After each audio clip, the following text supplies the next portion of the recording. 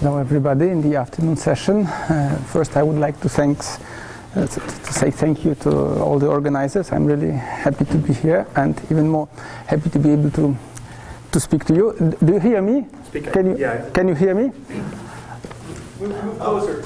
So no. You might use the mic. This mic is the one. Should be live. Yeah. If you speak from here. 1, 2, okay. Should turn it on.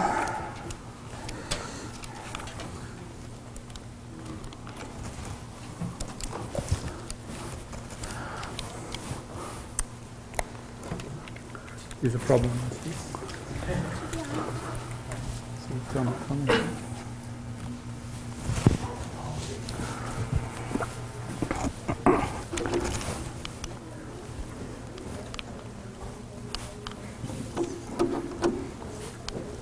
Okay, it works. Okay, so it's called a tutorial or mini course, and it's hard to teach experts, and I know there are experts in the audience, so I'm really I was in trouble when I was thinking how to organize my presentation. So I know there are experts a lot of experts in wireless communication. So for those experts, especially in the first part of my presentation, there'll be not too much new results, but what I will try to do, try to present these results maybe in a fashion that you have not necessarily seen before. I mean, I'll try to tell a story in a stochastic geometry fashion. So there'll be known results, but the story will be, I hope, interesting from this point of view. And for those who are not familiar with wireless communications, this will be hopefully not so known results, especially regarding the first part. And then for tomorrow, there'll be more new things, especially regarding relations to this very, now classical object, which is Poisson-Dirichletã process, or family of such processes. Okay, so the outline for today is, I will first introduce or recall what is general germ-drain coverage model in stochastic geometry. Then I'll present what now is called SINR coverage model, or also sometimes short noise coverage model, which is a model really dedicated to communications, to wireless communications, but maybe also of some more general interest, we'll see. And then I will focus on, because there are many aspects, you can study such a model in many aspects, and I will focus on just one type of problems, which are coverage characteristics of this model, because these coverage characteristics, they appear to be related to this more general model, which is Poisson-Dirichletã process, and these relations will be revealed hopefully tomorrow. Okay, so let's start the first thing, which is introduction of what is called general germ-grain model in stochastic geometry.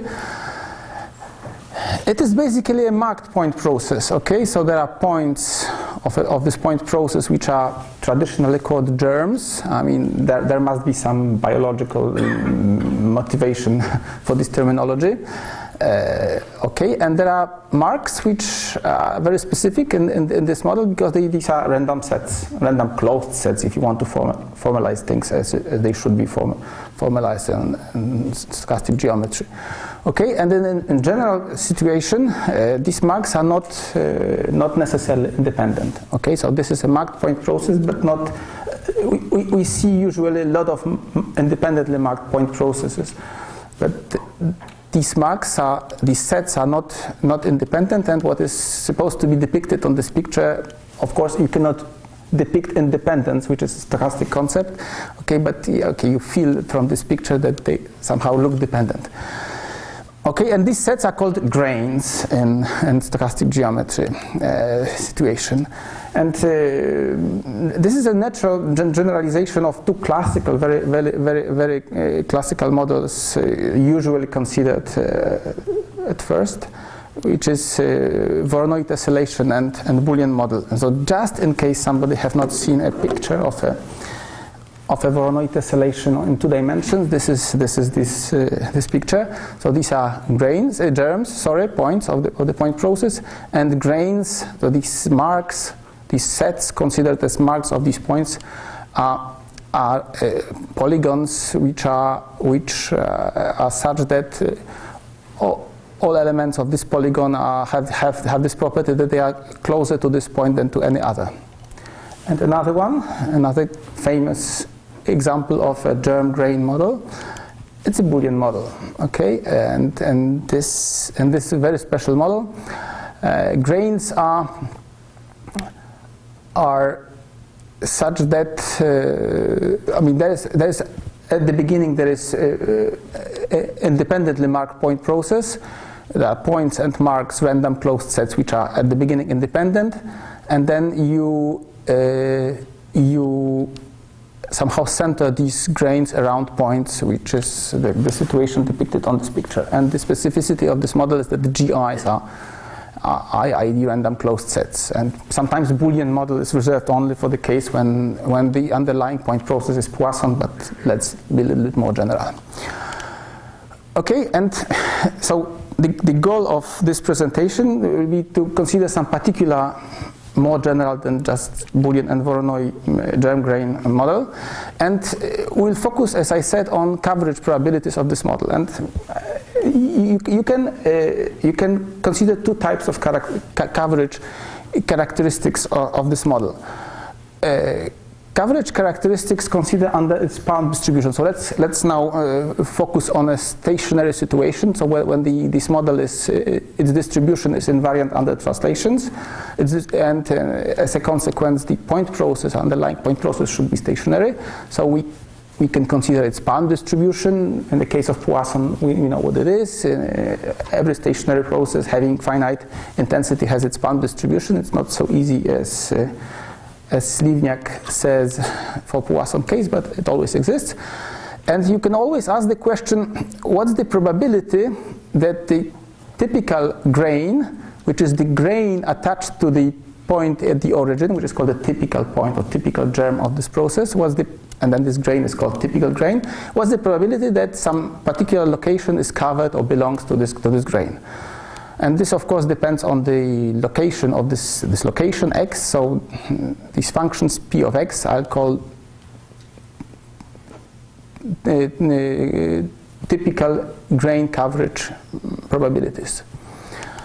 And the opposite, I mean, when you consider a stationary distribution, so not under palm but under stationary distribution. Now you have in this first setting you have you pick at random without any bias, and you should formalize it correctly, but it's possible. You pick at random one grain, and you put a location and the distance x, or vectorial distance position x with respect to this grain, and you ask the probability what's the probability that this location is covered by this grain.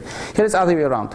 You place the observer at the origin, not the grain, okay, and then you don't know where your grains are. And you ask what's the probability that at least one of these grains covers the origin. It can be a little bit more general, and in fact will be more general. We'll consider also the number of grains on the stationary distribution, number of grains covering this typical point, which is the origin. Okay, and the distribution of this random variable, and the tails of this distribution I will denote by pk throughout my presentation. So pk, the family of this case or distribution of n, I will call stationary k coverage probability. Okay, and obviously P1 is just probability that at least one grain covers the origin.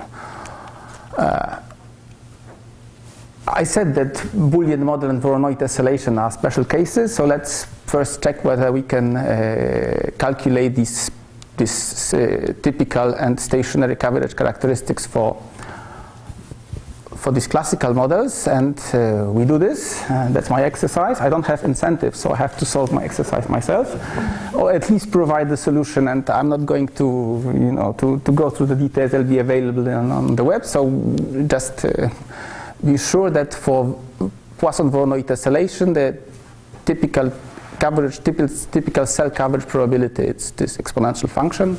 By the way, it's the probability there is no point in closer than absolute value of x to the origin. And even trivially, the stationary coverage numbers pk are, this is 1 for k equals to 1, because the Voronoi tessellation of the plane, so every location is covered at least by one cell, except for the boundary points, which are covered by two cells, but the probability that origin is just on a boundary at 0. So we have these coverage probabilities for the stationary coverage probabilities for the Voronoi tessellation, 1 for k equal to 1 and 0 for all k larger than 2. For the Poisson Boolean model, the typical cell coverage probability is somehow given by the distribution of this typical grain, and stationary coverage, let it be really an exercise, it's a Poisson random variable with this parameter. And here is the answer, but I don't let you read it. Now, before I go to this specific model, specific for communications, let me say that it's not always so easy to calculate these, especially stationary coverage characteristics, and that is, however, a general methodology which you can try to use and perhaps obtain results in a general case. So, still staying with the general situation, still not specifying our general germ grain model, let me say that the usual way to follow if you want to study coverage characteristics, stationary coverage characteristics, is to go from these pk numbers rather to the moments of this random variable n. Okay, and especially it's good to consider factorial moment measure. So if you don't remember what is factorial moment measure of a random variable, it's given here. It's like the moment, but you just decrease the counter by 1 every time you multiply by n by n minus 1 and so on and so forth until it's 0 or not, k times or 0. And then there's a known fact that moments and also these factorial moments, they characterize the distribution, and in a quite explicit way. So it says that given you can calculate these factorial moments, you can get information about these stationary coverage characteristics. That's more general than just for this n being the coverage number, but in the case of coverage, it's this. Okay, and the reason why we should look at these factorial moments rather than pk, it's given by the following two arguments. So first, if you look what's the first factorial moment measure, which is just the usual moment, the first moment, so expectation, it's expected number of grains that cover 0. Okay, you use Campbell formula. Here it's in the case of stationary underlying point process, it's just the intensity measure, intensity times Lebesgue's measure, it's intensity of the underlying stationary point process. And here is the Palm distribution version at x, that 0 is covered by Cx. It would work even for non-stationary case when we would have here the first moment measure, not necessarily Lebesgue times intensity. Now by the symmetry, probability that 0 is covered by the grain located at x is the same as probability that x is covered by the grain located at the origin or attached to the origin. And so what we discover here, we discover the typical coverage probability. Okay? So this is what in queuing theory, for example, this relation is called Little's law. It relates the stationary coverage number to the Palm coverage probabilities. Okay, so if we can calculate px out of this expression, integrating over the x, we'll be able to get, there's lambda missing, I'm sorry here, we'll be able to get this first moment measure. By the way, it's also the mean volume of the typical grain times the intensity. Now, the same story holds for higher factorial moment measures, moments, which are nothing else but expectation of sums over distinct points of the point process, indicator that 0 is covered by the intersection of these grains. Again, by this time higher order Campbell formula, you obtain this. You can transform it to the integral over of the function which is Palm coverage, but this time higher order Palm probability of 0 being covered by intersection of n cells given x located x1, xn, integrated against the intensity n's factorial moment measure of the point process. A general formula, but if you can assume, if you want to assume that your underlying point process is Poisson, then these probability distributions are basically a stationary distribution of the point process, a Poisson point process with these extra points added, and the factorial moment measures are just product measures, the n times intensity of the point process, of the Poisson point process, which in the case of stationary point process is just the Lebesgue measure. Okay, and so by the simple corollary, you have a coverage probabilities, stationary coverage probabilities expressed in terms of these typical cell or n-fold typical cell coverage probabilities. These are very, very general relation. You can do it for an arbitrary model, stochastic coverage model, germ grain model, and we try to adopt this program and to try to calculate these values for some particular stochastic geometric model that will be introduced in a second. There are also versions of these expansions for more general characteristics of the model, but I will not have time to speak about that. Okay, so this was a kind of big introduction, stochastic geometric introduction to the formulation of the model. Thanks to the previous presentation by Martin, actually I don't have to introduce the notion of SINR, maybe rather for notation or for terminology. So I'll be talking about the useful signal received from one particular okay, so when there's a communication channel, there's some signal communicated in this channel, and the quality of the signal of the channel. So, for example, the throughput, the amount of the rate, the bit rate, the number of bits per second you can send it. It's characterized. It's fundamentally related to the ratio, which is the ratio between the power of the received useful signal to all other powers, noise plus maybe powers emitted by other transmitters. Okay, so we'll try to introduce a stochastic geometric model, germ grain model, in which germs will represent locations of transmitters, wireless transmitters, and the grains will correspond to the regions where these transmitters can be received with sufficiently high SINR, signal to interference and noise ratio.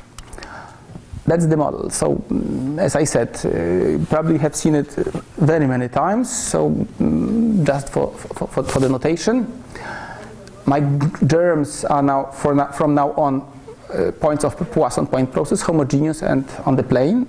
It's straightforward. We can generalize it to RD, but I will stick to the plane. And these points are initially independently marked by some random variables SI, which have some interpretation in wireless communication. Sometimes we call them shadowing, sometimes fading. I don't want to go into details. Just let these be random, non-negative random variables, independent. So that's independently marked point process. We have this constraint on this assumption regarding its moment measure. Sorry, it's moment, some particular moment, and this beta. Okay, so there is the received signal is modeled by some deterministic function, which is this power law called path loss function. Okay, inverse of it times this random variable SI, which codes somehow the randomness of the channel. And in the denominator we have, as I said, noise plus sum of all other powers received from all other emitters, different than from coming from the useful signal. Okay, there is very important parameter called path loss exponent, and there are a couple of other parameters like gamma, which somehow says how effectively we can reduce the impact of the interference, and theta is the level of the SINR, so how good the channel is. Because as I said, this SINR can be related to the amount of bits per second can be sent in this channel. So the higher theta is, the better the channel is. Okay, so clearly this is a germ grain model with dependent grains, and the dependence comes through this thing, because otherwise it would be just a Boolean model, SI being independent. But because of this shot noise, we recognize here the sum of some values of some function or randomized function of the point taken of the points of the point process. It's called shot noise. So it's clearly a germ grain model with dependent grains, and introduced in this paper, and quite recently called in this new edition of famous book by Stoyan Kendall-Mecke, and now it's by Chu Stoyan Kendall-Mecke. It's called shot noise coverage model, because of this thing called in stochastic geometry a short noise. If you want a picture how this model may look like, here is an instance of this process for some particular values of the parameters, doesn't matter, and then I'm going to decrease the value of theta, so increase the grains, and they grow like that. So they try to avoid each other. Okay, so for this object, we'll try to calculate palm, coverage, probabilities, and especially more difficult task, stationary coverage probabilities.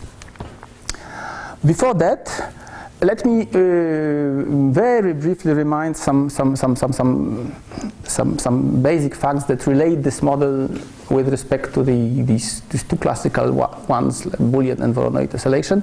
So it might be seen as a model in between these two models.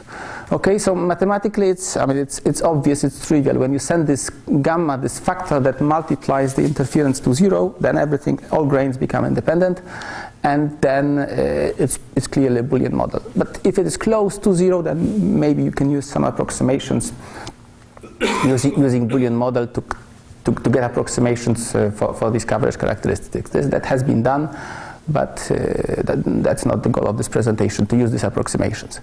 Also, which is probably less evident, if you at least send W to 0, so there's no external interference noise, and if your path loss exponent is very high, but I think Martin was talking about that as well. So if path loss is very, very strong, then these cells, they start looking like they have become more and more Voronoi cells, at least for theta larger than 1. Okay, and then you can get also some resemblance to Johnson-Mel. And here are a few graphically less successful images, but clearly it looks like a Voronoi tessellation for some value. I don't remember which was the value of the beta, but that's not important. And if you want to see an instance of the model which looks like a Johnson-Mel thing, it is this. Okay, so it's like a Voronoi tessellation which somehow was prevented from taking the whole space. Okay, but despite these apparent relations to Boolean and Voronoi tessellation, there are quite fundamental differences, like quantitative differences between especially Boolean model and this one. So even the Boolean model is sometimes used in communications. Fundamentally it has different properties, and again, very schematically, you can give two arguments to say that that's not really the same model qualitatively, and one argument is local. So if you look at just one point and you ask the probability what's the number of cells that can be covered, that grains or cells, in this context we say cells rather than grains, cover this point. So in the case of the Boolean model, n, as I said in one of my exercises, it's a Poisson-Riemann variable, which is not the case. So Poisson-Riemann variable, we know it has unbounded support, which is not the case. It's quite an opposite to what's happening for n in this SINR coverage model when n has bounded support. So from this point of view, it looks more like a Voronoi for which the stationary coverage is bounded just to 1, support is bounded to 1. There's only P1, which is non-zero. But also globally, so this was a local point of view. I was looking at just coverage of 1 point, but if you step back and look the large picture, imagine infinite realization, and if you ask the question, is there an infinite component, connected component in my image, in my picture of these cells of grains? So in the Boolean model, everybody we know that there is the famous phase transition. So if intensity is too small, there is no. If intensity is large enough, there'll be 1. And here is again a difference, fundamental difference between a SINR model, when increasing density beyond some point may destroy percolation, may make the model make disappear an infinite component. And here's the famous result written in 2 papers, which says that indeed for some particular value of this path loss, interference cancellation factor, there'll be regime when intensity is too small, there are too few nodes, the density is too small for the model to exhibit an infinite component. Then it's okay if intensity is large enough, but if you go with intensity beyond some point, it will disconnect, you will statistically make disappear your infinite component if it exists. And that's fundamental difference between this model and the Boolean one. Okay, so I have kind of half an hour to speak about coverage characteristics for this particular model. Realizing this program, trying to follow this program, first try to calculate the typical cell coverage characteristics and then stationary coverage characteristics using moment measures. Okay, so coverage by the typical cell. Again, on the palm, we have a cell whose, now in the language of wireless communication, there is a transmitter located at the origin. There is a cell, a region where this emitter is received with a signal to interference and noise ratio large enough. We locate a receiver at some distance r. It's isotropic model, so just the distance which matters. I place my receiver at the location r, and I ask the question: what's the probability that this location is covered by the transmitter? Meaning that my channel from the origin to x is good enough. Okay.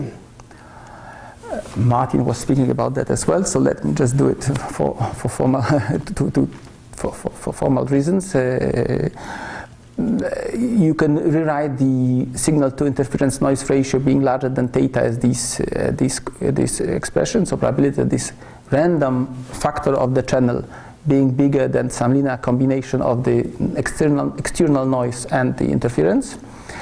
Now, by the Slivniak theorem, this expression under this event on the palm probability has the same distribution as the stationary distribution when, I mean, Slivniak teaches us that all other points than the point at the origin on the palm has the same distribution as the stationary distribution of the Poisson point process. So it amounts to saying that this is equal to stationary probability that S is bigger than, again, linear combination, one that now that interference is the interference of shot noise with respect to stationary Poisson point process. With, what is important, S, W, and this sum, this shot noise being independent random variables. This shot noise, it's an object very well known in stochastic geometry. It's quite easy to analyze, and in particular because this function. What is easy here is that this function depends only on the location of the point x and not other points. If we destroy this property, if it's no longer a linear functional of phi, then everything breaks down. But here it's okay. Its Laplace transform can be expressed in terms of the Laplace transform of the underlying point process. In the case of Poisson point process, this Laplace transform is known. And in particular, in the case of this particular shot noise response function, Laplace transform has this form. And we arrive then at the problem of calculation of probability that a sum of three random variables is larger than 0, so it's non-negative, having known that the variables are independent and having known distribution of each of them, with one of them being characterized uniquely through its Laplace transform. It's not hopeless even in such a generality.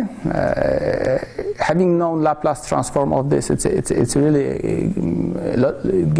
characterizes theoretically distribution of I, but also it gives you a handle to calculate really such probabilities. I don't have time, but maybe on web someday you will go through this. There are some classical techniques to calculate such a probability using some complex analysis, classical problems from complex analysis, also using different approach which is based on some isometry between functions, continuous functions with square integrable functions and the space of the Fourier transforms. So I skip these details. We can calculate really this typical cell coverage probability with a very general setting. But there will be one special case of big importance for us, is when this S is exponential random variable, which amounts to say that the channel has Rayleigh fading. That's from wireless communication engineering. It's called the channel with Rayleigh fading, mathematically, it's just assuming that S is an exponential random variable. And in this case, quite straightforwardly, probability that SINR is bigger than some threshold, tau, it's the same condition on W and I, the short noise, knowing that, that these are independent random variables with respect to S. This conditioning does not change the distribution, and using the fact that S is exponential, that's probably the exponential random variable is bigger than some value, it's this exponential function.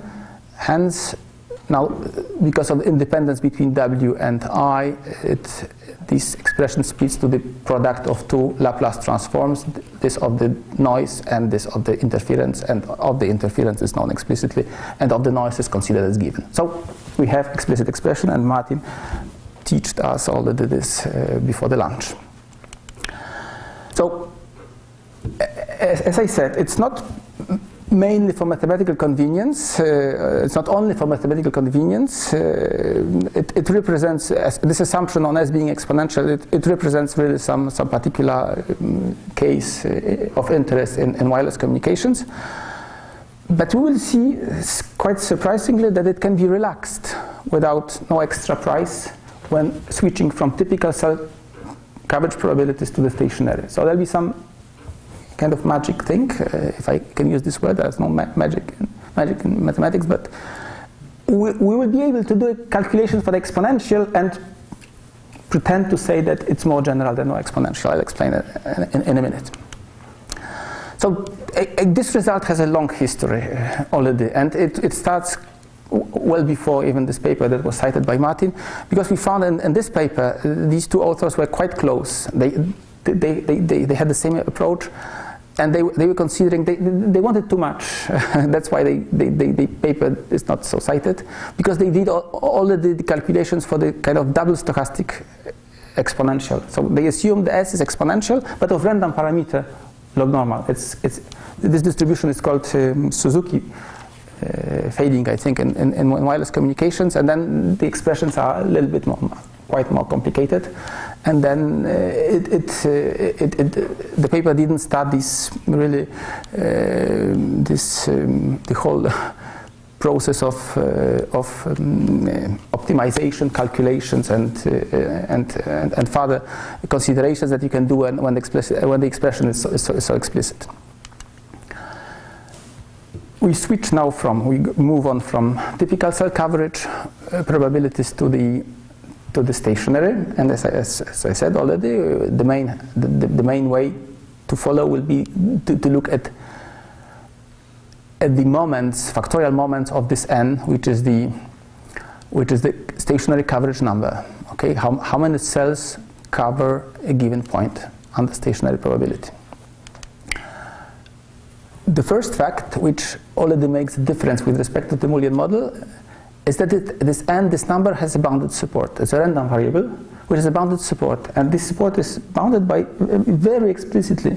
It's bounded explicitly by this tau, which is the level of the threshold of SINR threshold. So it's pure algebra. It does not depend on any probabilistic assumptions, neither distribution of S, no Poisson point process assumption. It's just the algebra, which I will try to convince you on the next slide, which immediately says us that these coverage probabilities pk beyond this value will be 0. And let me recall you these two exercises that I tried to present you. It's quite similar to the Voronoi tessellation case, when stationary coverage probability was the support was bounded by 1. Okay, that was only the first coverage probability, which was not 0. Here it goes up to 1 plus 1 over theta. So the smaller theta, the larger pk non-null we can obtain. And it's in contrast to the Boolean model when n is Poisson variable, thus it has unbounded support. The proof, as I said, is very simple. So I'm almost sorry for presenting this proof here, but let me go through. So suppose that the Y is covered by n cells. Okay, the location Y 0. We're interested in 0, but it's algebra, so it works for every Y. Suppose that Y is covered by n cells, which by the definition means that SINR with respect to this xij is j from 1 to n is larger than tau. Presented like that, it's not evident, but it will be, especially tomorrow, it will be very useful to go from SINR, which is quite usually considered in wireless context, to what is called sometimes signal to total interference and ratio, total interference and noise ratio, which differs from SINR by the fact that we make a sum over all all interferers plus the point which is considered as transmitter for this channel. Okay, so the simple algebraic manipulation says that switching from k different than ig to k all k amounts to changing this theta to theta 1 over theta, and consequently now if we know that the n cells cover point with STINR bigger than tau 1 over tau, if we sum these inequalities, all of them hold, and for each one we have tau 1 over tau, the sum is smaller than 1 because the denominator is common, and the numerator is only the part of the summons of the denominator. So hence it's bigger than n times this thing, and if you solve it in n, you get it immediately bound on n. So in SINR coverage model, never more than tau, never more than 1 plus 1 over tau cells can cover a given point simultaneously. This immediately says that factorial moment measures of n are 0 for k beyond this magic value, and also immediately these expressions which used to be infinite, theoretically infinite, in principle infinite expansions for a general n, this time are finite sums. Let me make a little bit more general remark. So there might be, I don't know yet, there might be an interesting relation to what is recently quite well studied. It's called use statistics. So use statistics are short noise processes but with respect to factorial moments of a point process.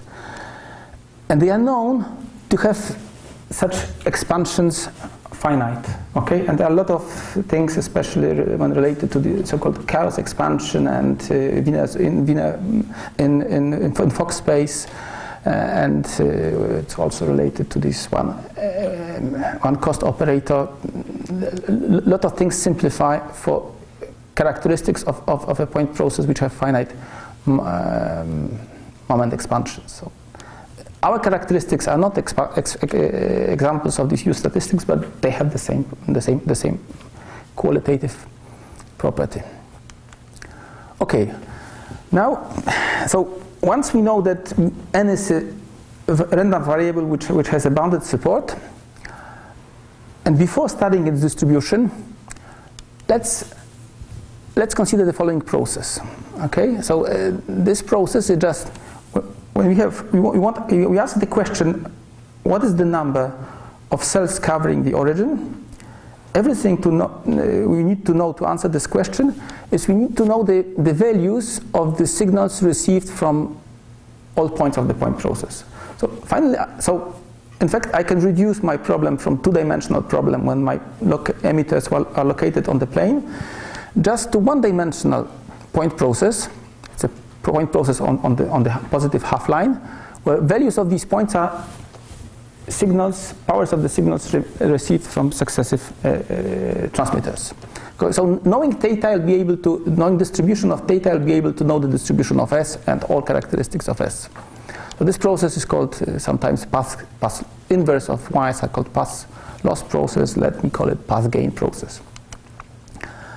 There's a lemma which is quite easy to prove, but which has a very long history as well. And a result says that this process, so if you map everything, then map your problem, anyway, one-dimensional problem because we have only one observer, to the half line, which is on which you represent values of the signals received at this given location, then this point process is a Poisson point process.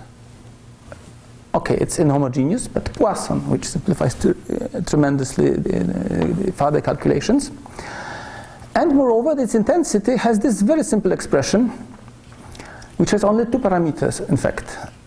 2 over beta, which is delta of Martin, if I remember correctly, and another parameter A, which encodes all other parameters of the model, including intensity of the point process, including this K, which is some not very important constant in the path loss function, but also it keeps the whole information regarding the distribution of S. In fact, you don't need to know the exact distribution of S. The only thing you need to know is this moment of S. What it says that the distribution of N and consequently all coverage probabilities, stationary coverage probabilities, will be invariant with respect to the distribution of S, provided the moment is given. Okay?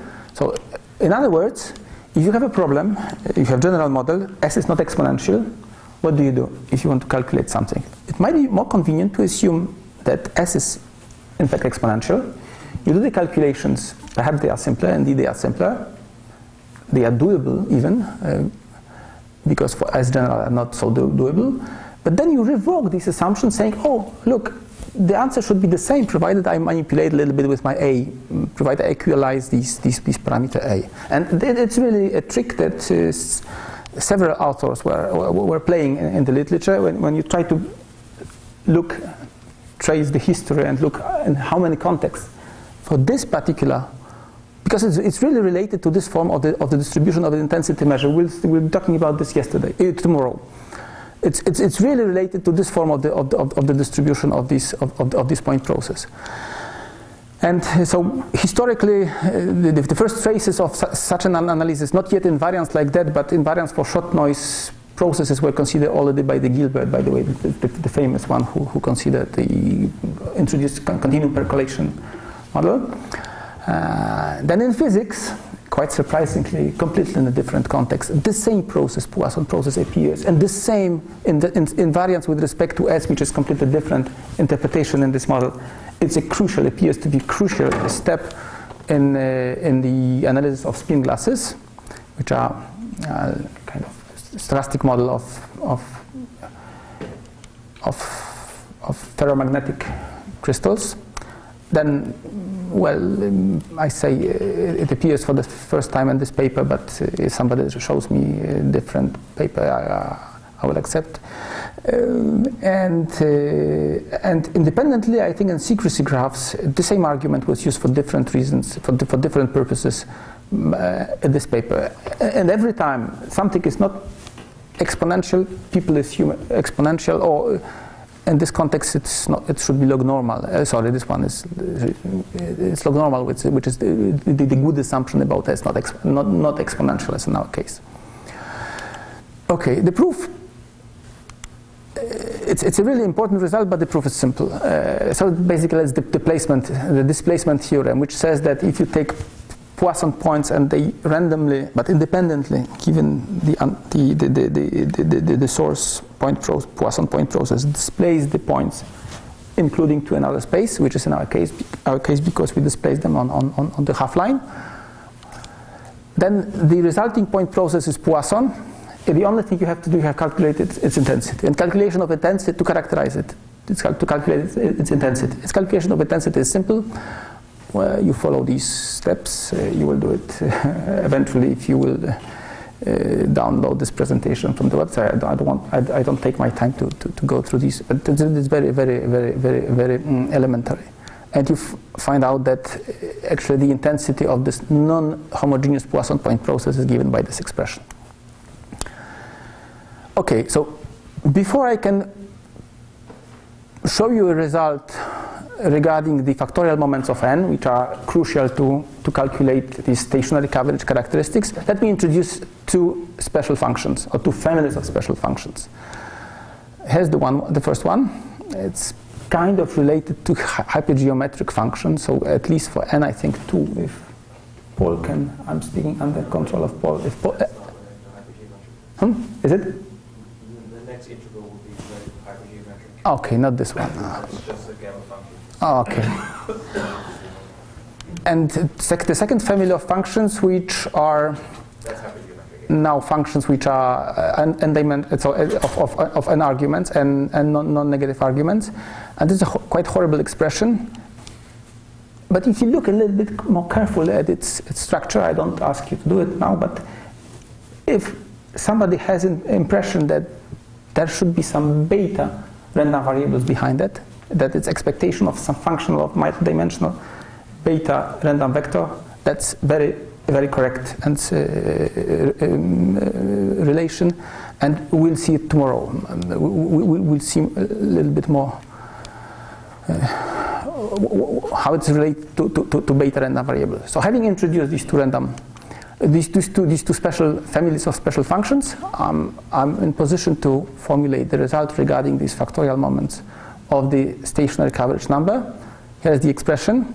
As I said, n has a bounded support, so factorial moments are 0 for theta, which is too large, or larger than 1 over n minus 1, but for tau, which tau is small enough, this nth moment is non-zero, and it's given by this expression. Again, we see clearly that smaller tau, higher factorial moments are non-zero. But which is really I think more important is the following observation.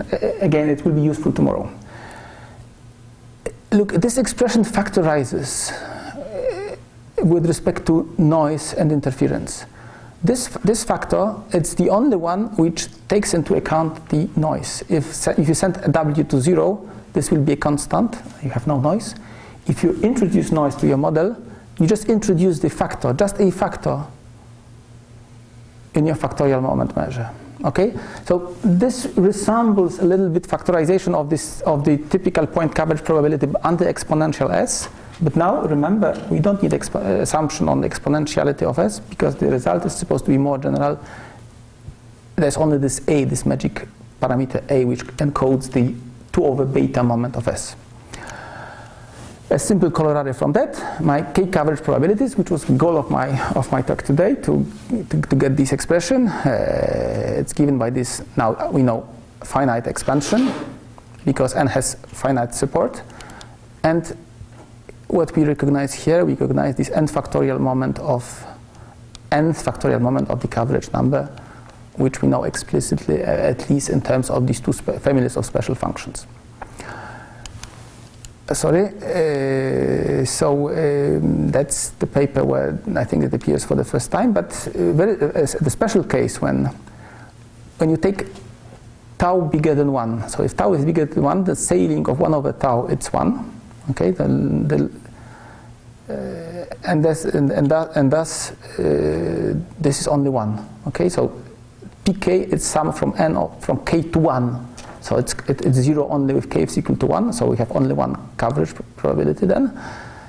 And this one, the unique term of this expression, it's given by, it simplifies to this formula.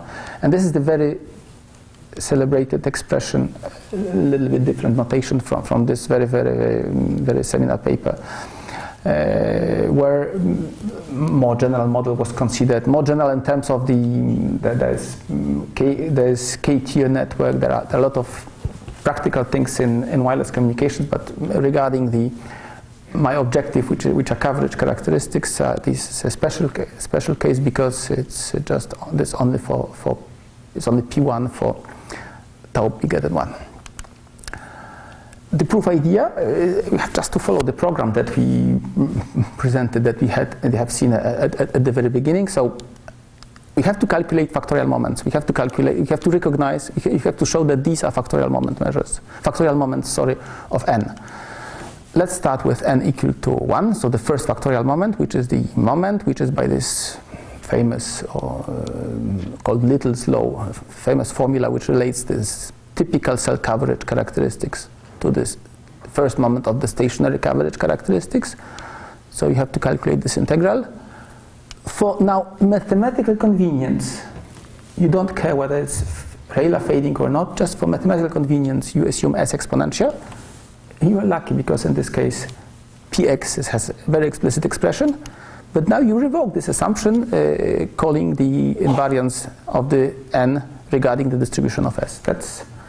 That's the argument. So to complete it, you have just to calculate this integral, and in the case n equal to 1, it's quite straightforward.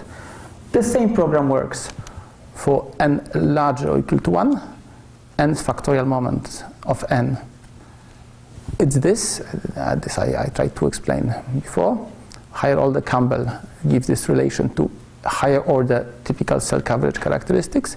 And again, calculating this probability thanks to Slivniak and assuming exponential distribution of S is doable. So you assume, you do it. Calculations are quite tedious this time. Thanks to Paul, we were able to do them. And at the end of the day, you obtain some expression assuming S exponential, but you say, okay, my result is more general because the model is invariant with respect to the distribution of S. I think that's all for today. And what I hope we'll be able to see tomorrow is our relations of this, anyway, quite specific model dedicated to wireless communications. Relations of this model to something more general. And in mathematics, we are happy that when we can be useful, when the model is really useful in one particular domain. But we are even more happy when the model is universal. So when the domain in which you can use it, it's not just one, but maybe several. So nice mathematical models are usually supposed to be general models. Poisson-Dirichlet processes are really, they are used in several contexts, in different contexts, from economics to genetics to population study, physics, spin glasses, and now thanks to the bridge, which I'm going to present tomorrow in wireless communication as well. I'm not expert in all these domains that I cited where Poisson-Dirichlet processes are used, so I'm not sure I'll be able to answer the questions, what are the relations of this process to other domains, but I hope I'll be able to at least indicate them tomorrow. Thank you very much.